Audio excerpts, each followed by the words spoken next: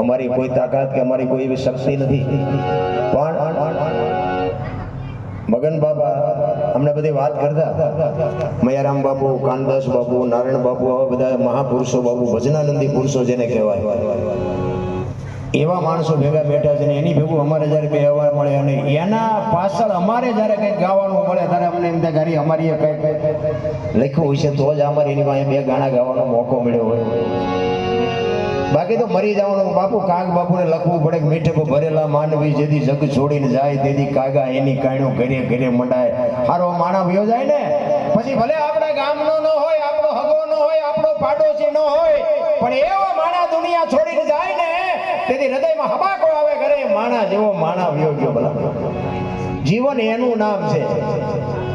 આપણે મર્યા પછી જો 5 જણા હરકીતે રોવે નહીં દઈને જીવાય ન કહેવાય. રામ માણસને જીવન મળ્યું છે, મને તો એમ થાય સ્વર્ગ જેવી દુનિયા છે. હવે આમાં જીવતા ન આવડે તો આંટો થયો એવું નથી લાગતું. હે આપણા ગઢે સારું કપડું, સારું જોડું નથી જોયું, અને એમાં તમારો પ્રજાપતિ સમાજ બાપુ ધૂળ હારે બસોડા લેવા વાળો સમાજ. અને બાપુ મહાપુરુષો તો ત્યાં સુધી કે ભક્તિની ઉત્પત્તિ પ્રજાપતિ માંથી થઈ છે. કેવડી મોટી વાત કહેવાય. હે ભક્તિ દિલાવર દેશની લાયા શ્રીબાઈ કુબાર, પ્રહલાદ જેને પ્રગટ કરે ને જપે સારો સંસાર. આ શ્રીબાઈ આ દુનિયામાં નો આવ્યો તો આપણે અહીં બેઠા હોત, પણ આપણે આ ટકા કાઢવાની ખબર જ છે. આપણે આવું કઈ હોય જ નહીં, આવું કઈ હોય ટૂંકું જ વાળી દે સમજાવવા છે. ભજન વિચાર માગે છે. આ વેદ ને શાસ્ત્ર ને પુરાણ ને ઉપનિષદ ને આ બધું છે ને એનો નિચોડ છે. આ સંતવાણી છે ને કોઈ નાખી દીધા જેવી વાત બધી, પણ આપણને પૂજારું ટાઈમ જાય, સાંટોય નથી પડતો. અમે દરબારું ગાવા માંડ્યા, તમને નક્કી નથી થતું હજી. અરે ભજન તો ભજન હોય મારા રામ. બાણું નાક માળવો જેના ઘરે દૂધ તો એ સાધુ બની જાય, અને એને કાંઈક તો નક્કી થયું હોય છે ને. અને આ દુનિયા એટલી બધી હારી છે નહીં, ભજન એમને સમજાયું છે નહીં. હમણાં લક્ષ્મણભાઈ વાણીમાં કીધું ને એની વાત કરું કે ભોળાનાથ નો દીકરો કે ગણપતિ નું માથું ભોળાનાથે કાપ્યું અને હાથીનું કે લગાડ્યું. તે હું એમ કહું છું કે હાથીનું લગાડ્યું તેના કરતા કાપ્યું ત્યાં જ નહીં પડ્યું હોય. હાથીનું કાપીને લગાડી શકે, પેલું કાપ્યું તી નો સોટાડી શકે, ભોળોનાથ નો સોટાડી શકે. અને હાથનું માથું માણસ શરીરમાં ફિટ થાય આવડું હોય, થાય ફિટ તમને કેમ લાગે? છે હાથનું, પણ આપણા ચકડા ગઈ ગયા એટલે નથી સમજાતું. સત્ય વગર બાપુ હાલે જ નહીં. બાપુ સત્યના કોઈ પુરાવા જ ન હોઈ શકે. ભજન છે બાપુ. ભજન ગાવું એના કરતા કરવું અઘરું છે, કરવા કરતા સમજવું અઘરું છે, સમજવા કરતા જીવનમાં ઉતારવું અઘરું છે, અને જો જીવનમાં ઉતરી જાય તો જીરવું બધાય કરતા અઘરું છે. હમણાં એમના દીકરા કહેતા હતા 56 વર્ષ 56 વર્ષ સુધી બાપુ હનુમાનજીનો એક શનિવાર ચૂક્યા નથી, ઉગે નહીં. આમાં એકાદું છોકરું આડો ઓળો હાલત ઓલો હનુમાન હાલવા દે એમ વાવવું પડે, એમ નામ ન ઉગે. વાયવા વગર ન ઉડે. હું તો આ તમારો પરિવાર જોઈને બાપુજી એકતાની વાત કરી, હું તો ખૂબ રાજી થયો કે આવી એકતા જ બાપુ ક્યાંય નથી. અને એમાં ભગવાન થોડાક છૂટા આપે ને પછી તો ક્યાંય બાપુ હાંડિયા લેડા જેવું નોખું જ હોય. છોકરા આમ હોય, વહુ આમ હોય, ભયું આમ હોય. આપણે આ રૂપિયાને શું કરવાનું, કઈ છે જ નહીં. માણસ જન્મે ને 2-2.5 કિલોનો હોય, 60-80 વર્ષ જીવે મરી જાય, શમશાનમાં લઈને હળગાવી નાખો અને રેખ્યા ભેળે કરીને ચોખ્ખો એટલે 2-2.5 કિલો થાય છે. બાકી વચ્ચે હું ઠેકડા ભરવાના હોય. રામ ને કૃષ્ણ વે ગયા તો ગાડું હાલે, આપણે વેદન નહીં હાલે. મેં કર્યું તો જાવ તાર લેતા જાજો ને બીજા વાપરશે. અરે કાંઈ છે જ નહીં, હળવા ફૂલ થઈ જાવ. ભલામણ સ્વર્ગ બધા કરે, સ્વર્ગ ક્યાં છે લ્યો મને દેખાડો. એ કે સ્વર્ગમાં ઇન્દ્ર ભગવાન સોનાના સિંહાસન ઉપર બેઠા છે, ત્યાં ઇન્દ્ર ને પછડાયું નાચે છે, ત્યાં ફુવારા છે. તો એમાં કોઈક જી હોય કોણ મારે પગ ચાલવા દે? જી આવ્યા કોઈ? આ બેઠા છે ને સ્વર્ગમાં બેઠા છે. આપણે આંખે અંધારું છે એટલે નથી દેખાતું. આથી બીજું સ્વર્ગ હોય ક્યાં? અરે સતયુગ ને દ્વાપર ને ત્રેતાની વાત જવા દો, અત્યારે કળિયુગ કે છે ને બધા. કળિયુગમાં શું ઘટે છે? હું વાહન મકાન રૂપિયા લોટા હવામાં ઉડે, વગર દોડે વાતો થાય. શેની ખોટ છે? તોય બધા રોવે. અમારી માં કઈ છે નહીં, અમે મરો કઈ ન હોય. શું જોવે છે? શેઠો જ નથી. ભલામણ આખી દુનિયા જ્યાં જાવ ત્યાં બધા રોવે છે ને કાંઈ ઘટતું નથી.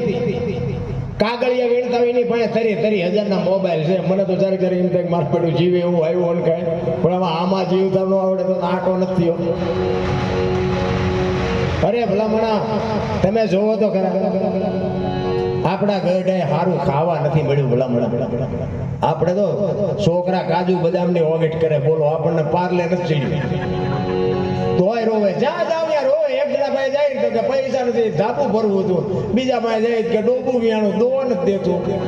બીજા પાસે જાય કે છોકરાને બહુ વેવાઈ તેડી ગયા મોકલતા નથી.